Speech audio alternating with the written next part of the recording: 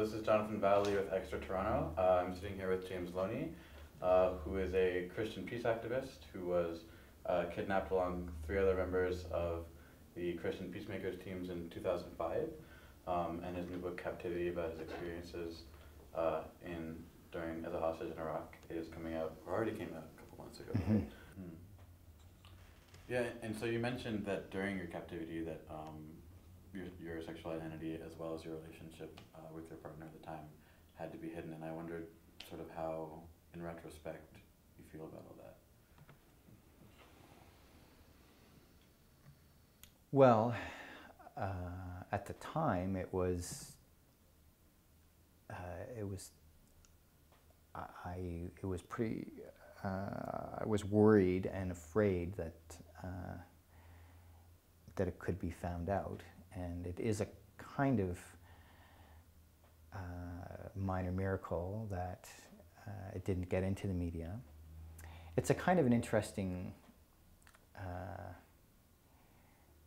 thing of, the closet was a convenient or a necessary strategy that had the effect of protecting us. Mm-hmm. But it made me think a lot about the nature of homophobia, and that it's a kind of continuum. Whether it's, the high school bullying taunt here, it's the same essential dynamic as, let's say in a fundamentalist Islamic extremist who might, or say Iran, where they are hanging young men who have sex with men. In essence, it's the same underlining dynamic at work, and I don't. I think it has to be understood that way. And not so long ago, we were kind of, the same kinds of things were happening in our own society. So it was only from Trudeau in '69, I think, when homosexuality was decriminalized, and there's all kinds of things that happened in the '50s that people were targeted for their sexuality and blackmailed and put in mental institutions and so forth. So yeah, right. Was that so different? I don't know. So I wonder if sort of that experience of having in an already extremely stressful situation and extreme boredom of captivity, and having to sort of think about hiding your sexuality, perhaps because of a religious affiliation or other prejudices that may be at play. I wonder if your attitude towards religion and how you sort of reconcile that tension between religion and your sexual identity, if your attitude has changed at all since being released, since writing this book. No, I would say not really.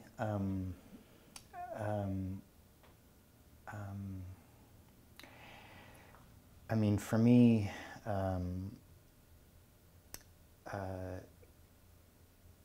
well, speaking as a Christian, gospel, the word gospel means good news, and the good news is, someone defined it once as the liberation of every human being from every kind of bondage. Mm. And that is what I believe that we were created for, for this this amazing, beautiful freedom, the freedom of the children of God, and that, and so I guess religion has within it kind of, because it's a very kind of powerful and I don't know, primal sort of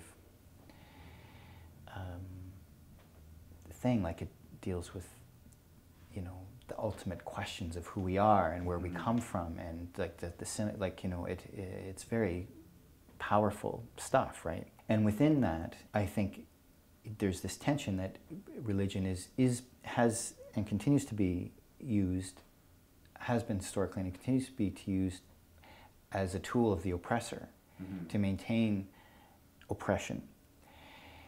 But that, I believe, that's actually contrary to its true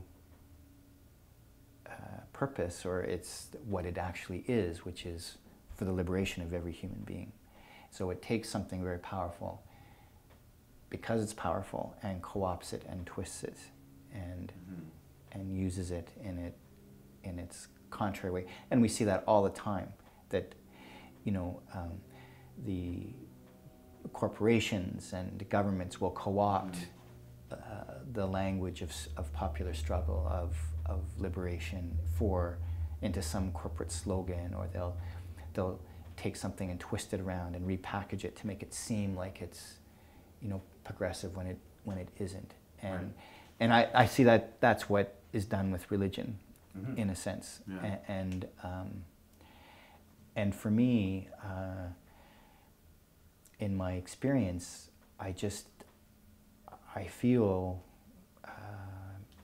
and believe that God is present, and that is where I experience the greatest sense of my humanity and sense of joy and who I am. I wonder, are you aware of the Catholic school GSAs issue that has been sort of Yes, happening? a little bit. Would you see that as an example sort of a misunderstanding of those tenets of religion, or I wonder what your reading of that whole situation is? Well, that's an example of, in that, I think in the Catholic school system, there's a real rift. There's a kind of between the bishops and the hierarchy and the people on the ground, the educators, the teachers and principals and chaplains Students. And of course the students, yes, who are like, what's the big deal here? Like, we just want to be ourselves, and we have the hierarchy that's saying, we have this teaching here that's got to be, this is Catholic, and we don't allow gayness, homosexuality, and this is wrong, and so I think of it as a kind of I hope, but the last gasp of the patriarchy trying to maintain its hold as it slowly atrophies and crumbles, as more and more people are withdrawing their consent, and the bishops, I think, are becoming increasingly isolated, and that there's a kind of and a don't ask, don't tell kind of thing that goes on in the schools, as long as the appearance, it's hypocrisy, as long as the appearance of, we're following the church teaching, but people, I would probably say most of the people don't really believe it, that it's true. But the troubling thing is that this very narrow, reactionary, small group of old men that have, really taken the church almost hostage, Benedict and that group, what he represents. I think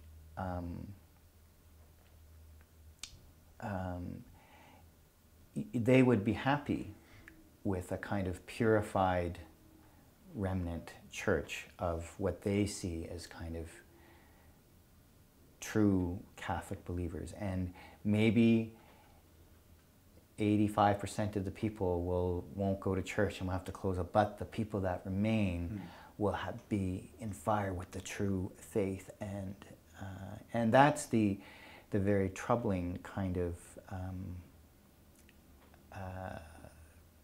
thing I think about this, where this kind of very conservative reactionary movement is in the Catholic Church. And in my view, it's very anti-Catholic, because Catholic, the word means universal. It means everybody welcome. That is what Catholic means, I think.